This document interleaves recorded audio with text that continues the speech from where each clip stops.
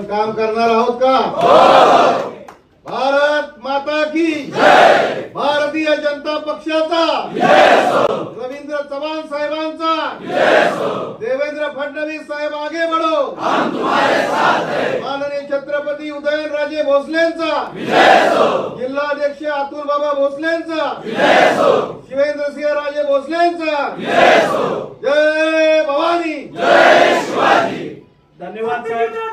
हम तुम्हारे साथ हैं, हम तुम्हारे साथ हैं। देशामध्ये भारतीय जनता पार्टीच्या सातारा या भागामध्ये आज ज्या पद्धतीने आणि ज्या एका हाडामासाचा असा कार्यकर्ता म्हणून सत्यजितजी यांचा आज छत्रपतींच्या आणि व्यासपीठावरील आम्हा सर्वांच्या उपस्थितीमध्ये आज प्रवेश झालाय। खरं तर भारतीय जनता पार्टीचा एक पदाधिकारी म्हणून, कार्याध्यक्ष म्हणून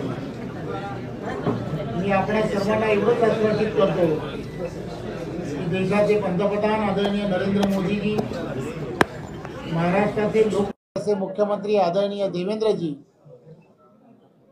त्याचबरोबर महाराष्ट्र भारतीय जनता पार्टीचे प्रदेशाचे अध्यक्ष आदरणीय चंद्रशेखर बावनकुळेजी, या सर्वांच्या नेतृत्वामध्ये आपण सर्वजण एका राष्ट्रीय प्रवाहामध्ये आपण सर्वजण सामील झालेला आहात। राष्ट्रीयत्वाचा धागा हा धरून चालणारा आणि सामान्य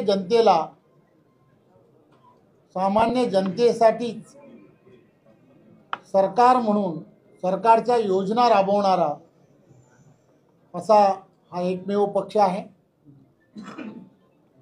आपण सर्वांनी ज्या विश्वासाने आज भारतीय जनता पार्टी पक्षामध्ये प्रवेश केलाय, मी आपण सर्वांना एवढंच आश्वासित करू इच्छितो की ज्या विश्वासाने आपण पक्षामध्ये प्रवेश केलाय त्या विश्वासाला कुठेही तडा जाऊ दिला जाणार नाही आणि आपल्याबरोबर आणि आपल्या साथीने सातारा जिल्ह्यामध्ये असणारे अनेक प्रश्न की जे प्रलंबित आहेत, ज्यासाठी आपण आज पक्षप्रवेश केला आहे, त्या सर्व प्रश्नांना केंद्रीय नेतृत्व असेल किंवा राज्याच्या नेतृत्वाबरोबर सर्वांशी चर्चा करून आपल्याबरोबर आणि आपल्या बरोबर येणाऱ्या प्रत्येकाला न्यायाची भूमिका देण्यासाठी आम्ही सर्वजण कटिबद्ध राहू, एवढंच या प्रसंगी सांगतो। धन्यवाद।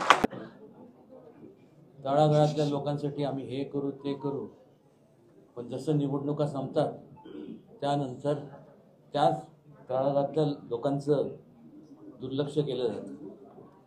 मला खात्री आहे की आज माझे मित्र, कॉलेजपासूनचे मित्र सत्यजित पाटणकर आणि त्यांचे सर्व सहकारी, विक्रम बाबा असतील, इंदुराव असतील, रामभाऊ असतील, सगळे रमेश पाटील असतील, हे सर्वजण यांच्या माध्यमातून एकच सांगतो की चांगल्या प्रकारे हा संपूर्ण जिल्हा हा संपूर्ण भाजपमय आपल्याला करायचा आहे।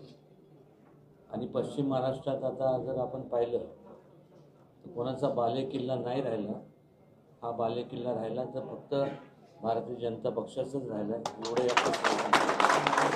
आणि जास्तीत जास्त मनापासून माझ्याकडनं जेवढं, आणि पक्षाचं आहेच, रवींद्रजी आहेत, पण त्याचबरोबर त्यांचे सर्व मुख्यमंत्री असतील,